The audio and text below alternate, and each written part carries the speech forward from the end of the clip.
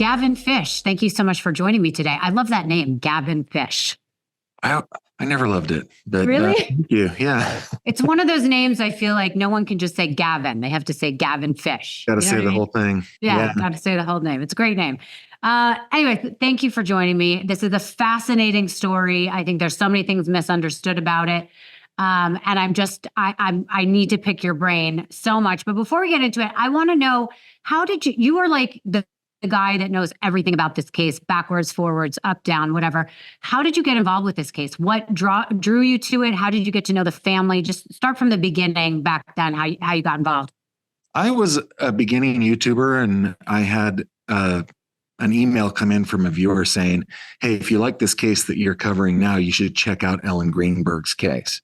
Wow. And that's all it took. I'm like, oh, what is Ellen Greenberg? I will take a look. And what I ended up doing was just being sucked into it. And there had been a lawsuit that had been filed that I had a whole bunch of documents. And so I purchased those from Philly courts, spent the next several months just studying them. And I was completely hooked on the case. So, and did you get involved right at the beginning when it happened? I mean, we don't really remember because none of us were paying attention back then, but was it a big case back then as it is now?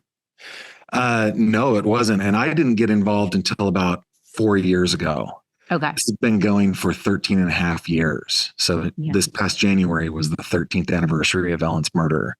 Right. No, the Greenbergs worked and worked and worked trying to just get anybody to take them seriously or pay attention for years, and nobody would. Right. Okay. So let's just break down what the case is for people that might be joining us right now that have no idea what we're talking about. I want you to explain it, but for a little bit of background, Ellen Greenberg, she was a 27-year-old first grade teacher. Is that right? That's right. Living in Philadelphia, was engaged to a guy named Sam. They lived together. One snowy day, whatever it is, her fiance leaves to go to the gym and comes back and finds her body. It ended up being 20 stab wounds, 10 to the back of her head, 10 to the chest and abdomen. At first, it was ruled a homicide, and then something happened and it was changed and it was ruled a suicide. And this is where it all goes crazy. Am I correct so far? Yeah. I mean, I think it was pretty crazy the very first night. So this is January 26, 2011. Mm-hmm. It's the middle of a nor'easter, like you said, huge storm. And I think that the first responders just really didn't want to be there. That's what I think happened. So his story, the story that they got from Sam Goldberg, who was Ellen Greenberg's fiance, was, hey, like nothing to see here. I was just down in the gym and I come back and the door was locked from the inside. I couldn't get in. Tried my darndest to get in, and I finally broke in and I found my fiance on the floor. He calls 911. And during the 911 call, he goes, oh my goodness, there is a giant knife stuck in her heart that I haven't seen for the last 5 minutes. You know, it's like this really terrible acting job. Guy deserves a Razzie for it. It is the worst. Mm-hmm. And from there, first responders came. Most of the EMSs were like, yeah, we got a murder here. The police took a look at it and were like, I think this might be a suicide.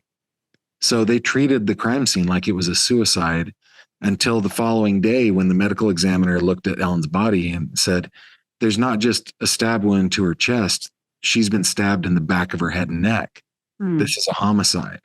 Right. Well, following that, the police did a multi-month campaign publicly in the media in Philadelphia to disprove what the medical examiner was saying. They in the media had this campaign saying, no, this is a suicide, until finally there was a meeting between the medical examiner, 2 people from the medical examiner's office, somebody from the DA's office, at least 2 people, as many as 10 people from the Philadelphia Police Department. And they convinced the medical examiner that this was a suicide, and he changed the manner of death from homicide to suicide. Okay, so I want to talk about that because obviously this is why everyone's, so curious about it, because of the way she was stabbed. Let's say technically that it was a suicide. how do you do that? How does one, I mean, I guess if you have your head, she was found in the kitchen for people that don't know. So I believe she was cutting up fruit or something. Is that what they were saying, that she was cutting something? Yeah. I mean, so technically, could it be, let's say that we were on the side of, okay, it is a suicide. Could she have put her head down and stabbed herself like in the neck? Like, how do you do that? Because even if you have a suicide wish, I would think the pain of stabbing yourself that many times, it's almost like you can't physically do it. So explain that to me, how it could be possible. Well, I can't explain in a believable way how it would be possible.